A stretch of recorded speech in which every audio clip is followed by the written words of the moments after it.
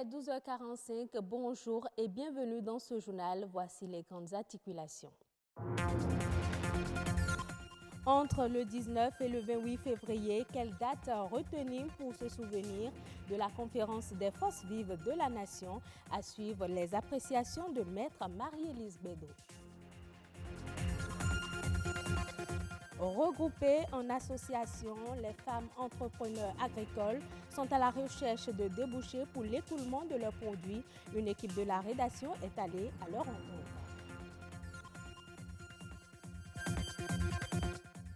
La Biennale Lagune Image, festival international de films, de télévision et de documentaires du Bénin, démarre ce jeudi à Cotonou. Un zoom sera fait sur le 7e art au Bénin.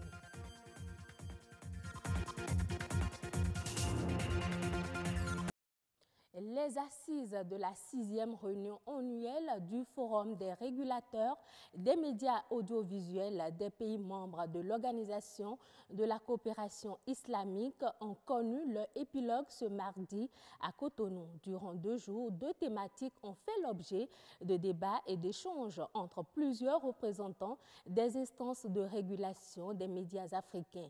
Il s'agit du rôle des médias dans la lutte contre le terrorisme, l'islamophobie et la législation sur la radiodiffusion face au changement rapide de la technologie. Au thème des travaux, le président de la Haute Autorité de l'audiovisuel et de la communication, Adam Bonitessi, a été élu président en exercice de l'IBRAF. Quelle date faut-il retenir en définitive pour célébrer la conférence nationale? Est-ce le 19 février ou alors le 28, date de la fin de cette conférence des forces vives de la nation? C'est une série de questions qui revient fréquemment. BB24 s'est rapproché de Maître Marie-Élise Bédot. On suit ses propos au micro de Arnaud Adadja. Le PLM Aledjo, qui constitue le symbole des 493 délégués qui ont travaillé nuit et jour, ainsi que des acteurs clés. Ce bastion de notre victoire pour la démocratie est laissé à l'abandon. Ce n'est pas normal. Ce n'est pas normal. Il faut que nous apprenions à donner de la valeur à nos symboles. Et ça, nous avons failli. Il y a lieu de restaurer le PLM Aledjo, lui donner l'impact qu'il représente vis-à-vis de la jeunesse.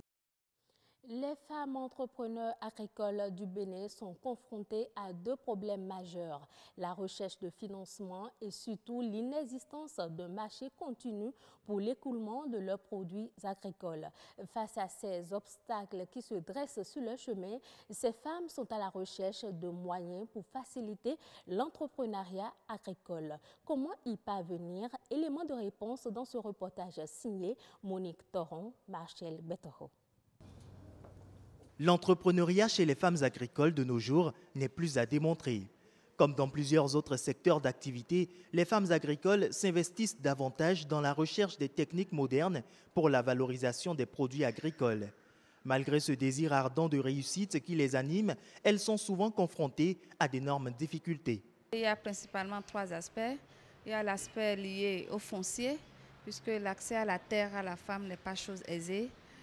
Nous avions également les difficultés liées au financement adéquat. Je dis bien adéquat, c'est des crédits de taux d'intérêt faibles qui nous intéressent et dont les échéances de paiement doivent être en adéquation avec les campagnes agricoles. Et un dernier point, c'est l'accès à des intrants de qualité. Ayant compris l'enjeu et les défis à relever dans le monde agricole, les partenaires financiers et autres structures d'aide financière se disent prêts pour accompagner toutes ces femmes entrepreneurs qui n'ont qu'un seul vœu, valoriser leur secteur d'activité afin de contribuer au développement économique du pays. Il faut qu'on amène les femmes vers une certaine professionnalisation. L'accès au marché pose problème faute de professionnalisation. C'est pourquoi on a décidé que les femmes soient en association. Et une fois mises en association, elles pourront porter leur étendard plus loin et leurs produits pourront avoir accès au marché national et pourquoi pas au marché international. Le gouvernement, pour sa part, promet mettre à disposition de ces femmes entrepreneurs les moyens matériels, financiers et techniques nécessaires pour l'atteinte de leurs objectifs.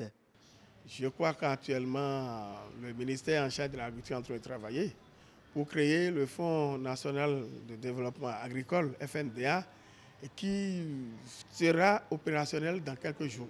L'ensemble du dispositif est déjà en place, le fonds est déjà là, le directeur général est nommé déjà en conseil des ministres et travaille pour consulter d'abord son équipe et lancer les activités. Les femmes entrepreneurs agricoles sont désormais outillées pour une production de bonne qualité attendue sur le marché de la consommation des produits agricoles.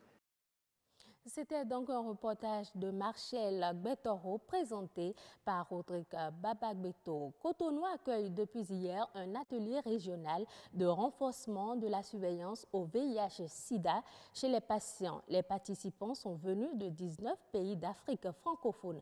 Les travaux durent 112 heures. Logiciel libre accessible via le web.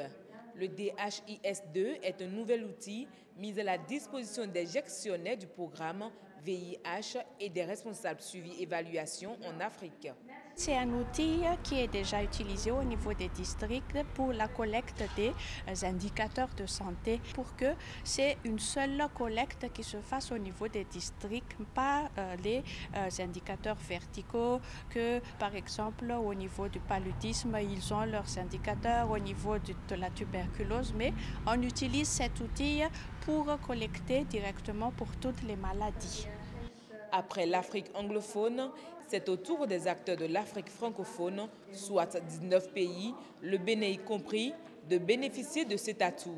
On veut aider les pays à améliorer leurs données, la qualité des données, en vue d'assurer une prise en charge de qualité des personnes vivant avec le VIH d'abord, mais c'est surtout aider les pays dans l'utilisation des données pour la prise de décision.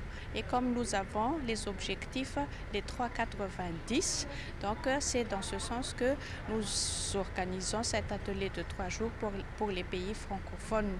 L'atelier anglophone a été déjà fait depuis l'année dernière. Cet outil devra permettre, au terme de la formation, non seulement la suppression virale des personnes vivant avec le VIH, mais aussi la réduction du taux de mortalité lié au VIH. Ces nouvelles lignes directrices se concentrent sur le renforcement de la surveillance individuelle des patients pour améliorer, comme ça a été signalé, non seulement la qualité des soins, la rétention du patient et les liens, surtout entre les différents services, par exemple le dépistage et le traitement, et les liens entre les différents établissements de santé au fur et à mesure que les gens se déplacent au cours de leur traitement et de leurs soins. Une appropriation de ce logiciel serait un soulagement dans l'amélioration des différents programmes nationaux autour du VIH. La 8e édition du festival Lagune Image démarre ce 22 février pour s'achever le 25 février prochain à Cotonou. Les métiers du cinéma, c'est le thème retenu pour cette édition. Pour annoncer l'événement, les organisateurs ont donné une conférence de presse à l'Institut français de Cotonou. Compte rendu. La Biennale Festival Lagune Image, 18 ans déjà, 8e édition. Le festival Lagune Image, c'est un festival qui organise des projections pour les populations à travers la ville de Cotonou. C'est une biennale, donc c'est tous les 2 ans. C'est un festival qui organise également des formations, des renforcements de capacités, des masterclass et aussi toutes sortes d'activités festives pour essayer de resserrer le lien social entre les professionnels et les cinéphiles. Février 2018, les métiers de l'audiovisuel et du cinéma entrent dans la ronde du festival avec au menu 2 ateliers de formation. On a Madame Inès Johnson qui est venue pour animer de Berlin un atelier de de peinture scénique au cinéma et au théâtre. On a M. Michel Alexandre qui est venu pour animer un atelier de scénario de films policiers. De scénario policier, mais en fait c'est le scénario en général, pour expliquer, transmettre le savoir sur la dramaturgie, comment on écrit une histoire, comment on écrit un scénario, comment on le dialogue, pour le cinéma, mais également pour la télévision. 3 masterclass. On a Madame Monique Pobar, qui est la maman du festival, qui a créé le festival, qui va venir animer une masterclass. On a des réalisateurs qui vont venir du Cameroun, du Niger, du Burkina Faso, du Mali, de la Guinée. Et on a exceptionnellement le FESPACO qui nous envoie son représentant, M. François Akwabou. Et 7 espaces de projection. À Fil-Rosset, à Calavi, à Atropokodji, à Kounou et à Ganri. Donc dans les espaces culturels. Des projections gratuites de films que vous ne verrez probablement pas à la télévision. Pour ouvrir le bal des projections toutes gratuites, 3 films au programme au Festec à Abomey-Calavi le 22 février nuit. Kindred Souls de Teddy Attilo à 20h. À 20h30, Lio de Florida Zosungbo et Huedizo de Oncle Bazar. Après la dernière édition organisée depuis 2013, le festival Lagune Images reprend donc de plus belle. On a heureusement eu des partenaires fiables, des partenaires sérieux. Et je crois que c'est reparti, le festival est maintenant reparti sur de bons pieds. C'est donc parti pour une nouvelle édition et bien d'autres encore de la Biennale Festival Lagune Images. Aux cinéphiles de prendre d'assaut les espaces de projection afin d'y passer de bons moments. Tout simplement avec bonheur, en étant heureux. Page internationale à présent, malgré les pressions dont il fait l'objet, le Rwanda est décidé à bien appliquer l'interdiction d'importation de vêtements de seconde main en provenance des USA. Cette disposition de la communauté de l'Afrique de l'Est en 2015 vise à couper d'ici la fin de l'année 2018 l'approvisionnement en vêtements originaires du pays de l'oncle Sam. Le gouvernement rwandais ambitionne ainsi, à travers l'application de cette décision, développer ses filières textiles, habillement et cuir et créer plus de 25 600 emplois. En Syrie, les jeunes femmes peinent à trouver l'élu de leur cœur. La guerre qui s'éternise dans le pays fait que la majorité des jeunes hommes ont soit émigré, soit rejoint l'armée ou alors sont décédés. La guerre est responsable de ce manque d'hommes dans ce pays. Reportage. Dans la société syrienne, largement conservatrice, les femmes se mariaient souvent avant leurs 30 ans. Aujourd'hui, de nombreuses jeunes femmes sont en mal de mariage et pour cause, l'immigration et l'aspect militaire ont provoqué le départ de beaucoup d'hommes. Par conséquent, le ratio des femmes a augmenté. Il est devenu tout à fait normal de voir des femmes de plus de 30 ans qui ne sont pas encore mariées, contrairement à avant.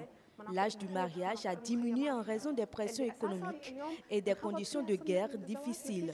Maintenant, les pères s'inquiètent pour leurs filles et veulent les marier pour les protéger. Sur les 23 millions d'habitants d'avant-guerre, plus de 5 millions ont fui la Syrie et près de 7 millions ont été déplacés. Certains Syriens réussissent tout de même à contourner les obstacles. La plupart de ces hommes qui sont partis vivre à l'étranger cherchent encore à se marier avec des Syriennes qui vivent en Syrie. La procédure est simple, les futurs époux qui vivent dans différents pays ou provinces syriennes mandatent une tierce personne pour conclure et enregistrer leur acte de mariage au moment où ils échangent leurs vœux en ligne. Les couples communiquent et se fiancent sur Skype ou sur Internet. Maintenant, je vois souvent des mariés venir seuls dans ma boutique pour acheter une robe de mariée et organiser une fête de mariage avant de rejoindre leur fiancé là où ils se trouvent.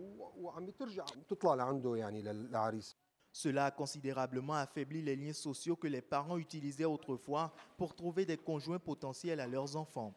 Outre le manque d'hommes jeunes, la guerre a aussi rendu plus difficile les mariages entre personnes de différentes communautés religieuses et elle a provoqué une forte inflation, un chômage généralisé ainsi que des pertes économiques colossales. Fin de cette édition, merci de nous avoir suivis. On se retrouve à 19h45.